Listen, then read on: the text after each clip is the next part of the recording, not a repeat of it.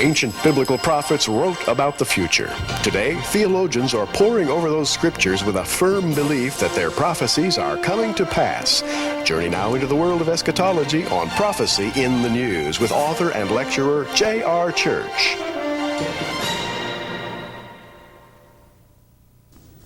On today's Prophecy in the News, we're going to talk about the Psalms of the Wilderness. Israel has been in a philosophical and political wilderness since 1990. Gary Stearman is here to discuss this, what I feel is a phenomenal appearance in Israel. Indeed. And as we speak of prophecy, we always center on Israel, God's timepiece.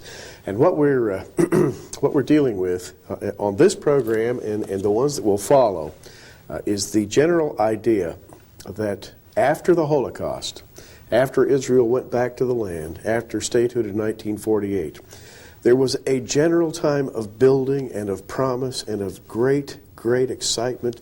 I remember 1967, for example, the Six-Day War, the taking of the Temple Mount. It was there was almost a palpable excitement, you know. And there was this tremendous building time. But you know, J.R., starting in about 89, 90, to the present, there has been mass confusion, growing terrorism, perfidy on the diplomatic front, betrayal in Oslo I and Oslo II and Madrid and Egypt, and a discontent among the people, you know. Exactly, and tremendous discontentment growing, a division among the people, and shall we say, to use the biblical term, a murmuring. And this is a very prominent prophetic theme in the book of Numbers. And by the way, we find a parallel here because in the book of Numbers, Israel is about to enter into the promised land. Today, Israel is about to enter into the kingdom. Yes. Now, some years ago, we discovered that the Psalms appear to describe the years of this century. And I published a book entitled Hidden Prophecies in the Psalms, in which we saw 1948 in Psalm 48, the developments of 1948 with the birth of Israel. In fact, we went back and saw the liberation of Jerusalem in 1917 in Psalm 17. We can see the Holocaust of World War II in Psalms 39 through 45. The end of World War II in 1945, the developments of the Jews going back home to their promised land, eventually the establishment of the nation in 1948. We see this in Psalms 46, Psalm 47, Psalm 48.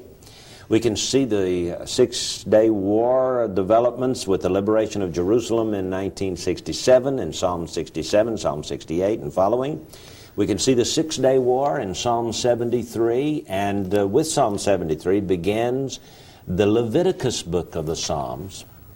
When we come to Psalm 90 through the present Psalm 97, 98, we can see a Numbers, a wilderness development, as this is the Numbers book. And Gary, F.W. Grant published a book called The Numerical Structure of Scripture back in the 1880s. 1887 was the first publishing of this book. He writes on page 9, you have in the Bible that division into 5 books which is found in the Hebrew, and which makes the Psalms a Pentateuch or whole of 5 parts. But it is not merely the fact of such a division which is conveyed by such a term. And then he discusses a commentator, Delitzsch. Keelan Delitzsch is a commentary dating back into the last century. Some say Keil Delitzsch, to use the German pronunciation. It's a commentary that goes all the way back into the 1880s, and Keil and Delitzsch were the first to systematically expound the Old Testament, verse by verse by verse. And somehow they had some really spiritual connection with God. Yes. The Holy Spirit evidently had revealed some things to them. This is what he writes about them. Delitzsch himself admits in a certain way that the arrangement of the books was guided by a purpose of, quote, imitation of the Torah, the law.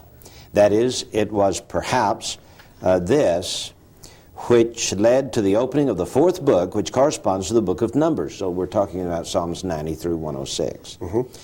With a psalm of Moses of his character, the 90th psalm, of Psalm 107, he says, at the beginning of the 5th book, he says, quote, "Now just as in the book of Deuteronomy, Israel stands on the threshold of the land of promise after the 2 tribes and a half have already established themselves on the other side of Jordan, so at the beginning of this 5th book of the Psalter, we see Israel restored to the soil of its fatherland." So what we're looking for is the kingdom to be established in Psalm 107 and following, or that is the kingdom of heaven, Christ returning. And he goes on to say there, that is in the Mosaic book of Deuteronomy, it is Israel redeemed out of Egypt. Here in Psalm 107, in the Psalms book of Deuteronomy, it is Israel redeemed out of the land of the exile. There, in Moses' Deuteronomy, the lawgiver once more admonishes Israel to yield to the obedience of the law of love to the law of Jehovah. Here, in Psalm 107 and following, the psalmist calls upon Israel to show gratitude toward him who has redeemed it from exile, distress, and death. So we have in Psalms 90 through 106, the wilderness preceding, leading Israel right up to the establishment of the kingdom with the Messiah. That is exactly right. And again, the 5 books of the Psalms are arranged like the 5 books of Moses. Psalms 90 through 106 are the ones that we are going to be particularly occupied with in this study because they represent the Numbers, or the book of Numbers. And J.R., the book of Numbers, was originally called in the Hebrew Bamidbar, which means in the wilderness. Yes. And it describes a period of just a little less than 40 years. If you look chronologically at the book of Numbers, it describes that 40, or a little less than 40 years actually, when Israel was wandering in the wilderness, coming up against enemies, coming up against Edom, being turned away, taking a census of the land, discovering giants there and running away in fear, and not trusting the Lord, and having all kinds of tests and failing those tests, internal dissension. This is the wilderness, Bamidbar. We call it the book of Numbers. And here are the Psalms of the wilderness, Psalms 90 through 106. And we're going to show you how the book of Numbers and the Numbers Psalms lay out together in a parallel fashion. It's an amazing study. Yes. Now, to begin with, let's go to Psalm 89, Gary, and discuss the last few verses and how that introduces this era, this new period of Israeli discontent. Oh, yes. Psalm 89 introduces, and of course, the Leviticus Psalms end with Psalm 89, leading into the Numbers Psalms. And they end with what I would call an overture. We have it, for example, in Psalm 89:46, "How long, Lord, wilt thou hide thyself forever? Shalt thy wrath burn like fire? Remember how short my time is. Wherefore hast thou made all men in vain?" There's this question being answered. How long is it going to be? That's hear what Numbers are all about, That's isn't what it? the Numbers are all about. And we have then the reproach of the enemies who don't want Israel to inherit the land. And starting in verse 51 to the end of Psalm 89, "Wherewith thine enemies have reproached, O Lord, wherewith they have reproached the footsteps of thine anointed. Blessed be the Lord forevermore. Amen and amen." And J.R., the enemies reproach the footsteps of the anointed, which is the prophecy of the coming of Jesus, Messiah, to set up the kingdom. Yes. And the enemy reproaches the footsteps. In other words, in 1989, the spiritual hearing could hear the footsteps of the Messiah. In those years, there were many people who were saying the Messiah is coming. Absolutely. In Christian circles, there was the 1988 book, that said 88 reasons why the Lord's going to come back in 1988. Well, of course he missed it. But, the interesting thing is, in 1989, 1990, billboards were going up all over Israel saying, the Messiah is coming, the Messiah is coming. And in 1990, with the introduction of Psalm 90, of course, we had the Jewish rabbis saying, this is the 5,750th year since the creation of Adam, and each 1,000 years representing a day, and therefore they said it is 3 o'clock on Friday afternoon. That is, at sunrise we have the beginning of the millennium, 9 o'clock in the morning, the 250-year point, 12 noon, the 500-year point, 3 o'clock in the afternoon, the 750-year point. For 5,750, which was our 1990, we have this introduction of a new era, the era of the Messiah. He says, light the Sabbath candles. And I wonder, if that Sabbath candle doesn't have something to do with the menorah in Revelation chapter 1 as well. But that's another story. Yes. What we have here is nothing less than a prophetic exposition of Israel moving into the kingdom in the latter days. And by studying the past, by applying the pattern, we are going to show you what lies, we believe, in our immediate future. Yes, and we're going to begin in the book of Numbers and compare what's happening in the book of Numbers with today. So don't go away. We'll be right back.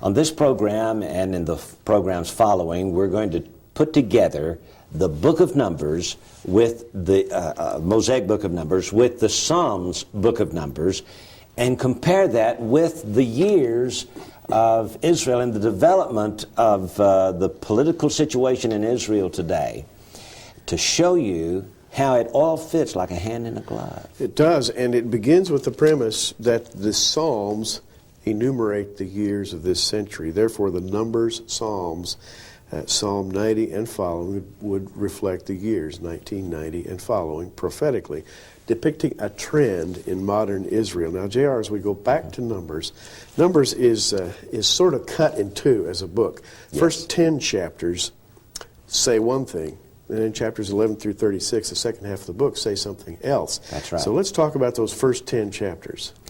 I think we could begin with the theme of these chapters, and as we look at these 10 chapters, we're talking about 1967 and the years following.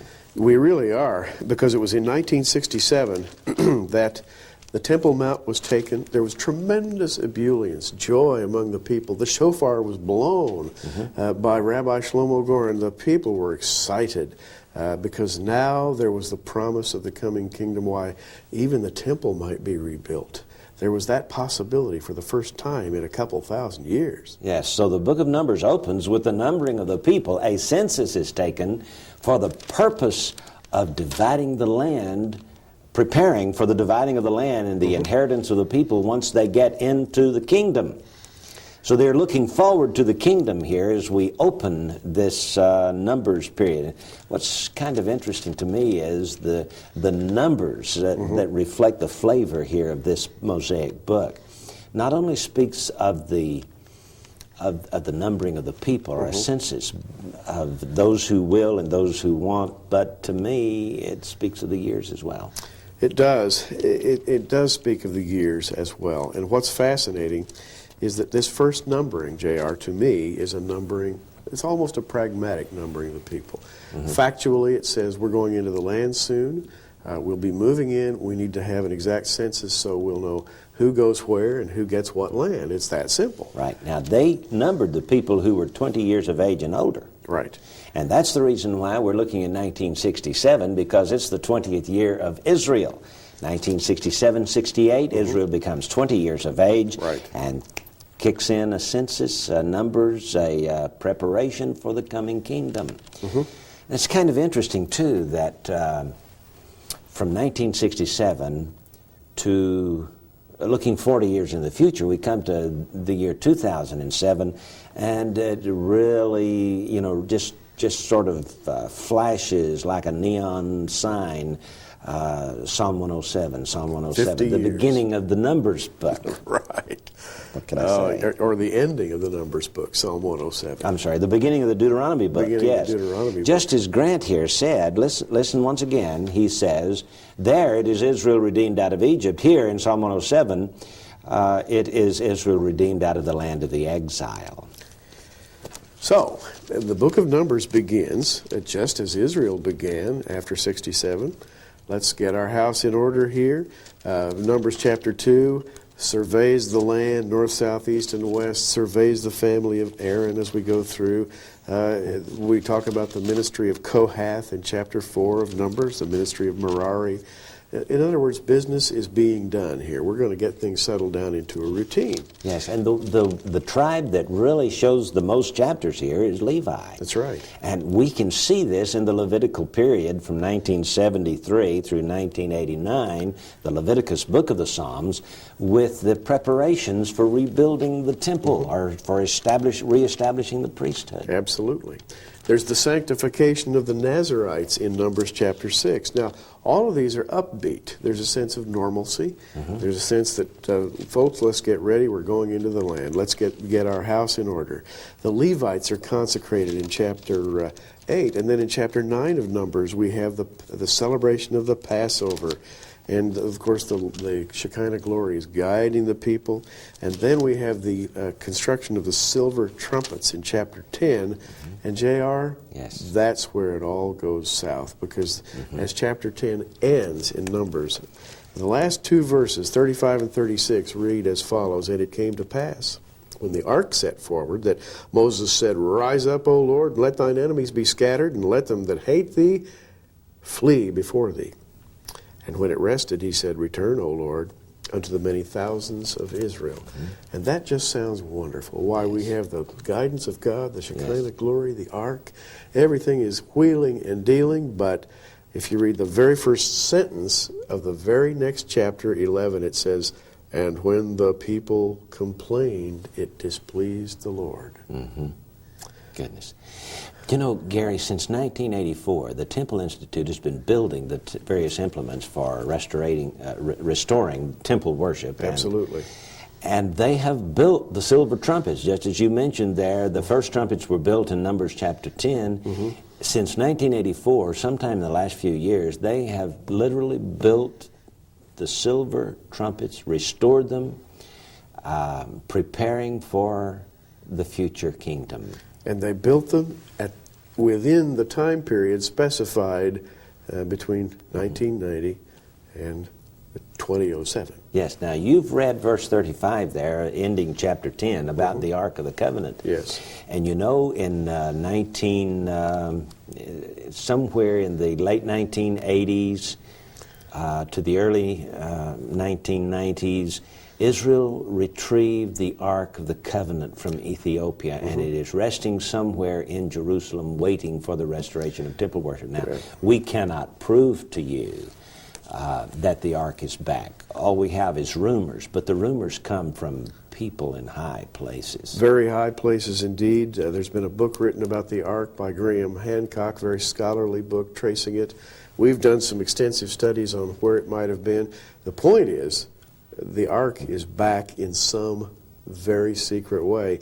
And it's fascinating that the subject of the Ark is the subject of numbers. You know, in 1991, in May, the Ethiopian Jews were finally rescued out of Ethiopia, where the Ark had been. It started in 1984 with the rescue of the Jews. Same year, the Temple Institute began to build the implements of the temple. The Ethiopian Jews began to be rescued from 84 to 91. It was in 1991 that we had this big Gulf War. We're looking at that backward noon in chapter 10 of Numbers in verse 35. For that's the first of 9 backward noons. And that brings us right down to this generation that we're living in today. As a matter of fact, there is something in Hebrew called the Nun Menuzeret, which means you just take an ordinary letter, Nun, and you turn it backwards. It's a sign of God's judgment. And we have in Numbers 10, 35, and 36, 2 of these. One appears before verse 35, one appears after 36. And the very next chapter, chapter 11, J.R., is nothing but a series of curses against the people. By God. So we saw that first backward noon fulfilled in 1991 against Israel's enemies. Let thine enemies be scattered. Yes. Iraq, Saddam Hussein and his going into Kuwait and the following Gulf War. But now we see that second backward noon as God begins to punish the Israeli people themselves. And this is exactly the way it's written in Numbers. When we come to the first Psalm of the Numbers series, Psalm 90, we have verse 12, "So teach us to number our days, that we might apply our hearts unto wisdom." This comes on the heels of the statement in the preceding psalm about the footsteps of thine anointed. Footsteps of the Messiah. They can't be far away. Teach us to number our days. In other words, from Israel's perspective, we're just about to go into the kingdom. Teach us to number our days so we'll know how close we are. And so it was back in the old days, too. So the events in the book of Numbers are actually a prophetic implication. They imply the future. They don't come right out and explicitly stated, but we can see from the ebb and flow of the events in the book of Numbers, the events that are taking place since 1967 to this very day in Israel. And very quickly, the Numbers Psalms begin with the footsteps of the anointed, the coming of the Messiah. They end with the destruction of this world system. And in between, we have a number of events. Yeah. And we'll be talking about that on the following program, so don't miss what's coming up ahead. We'll be back in just a moment.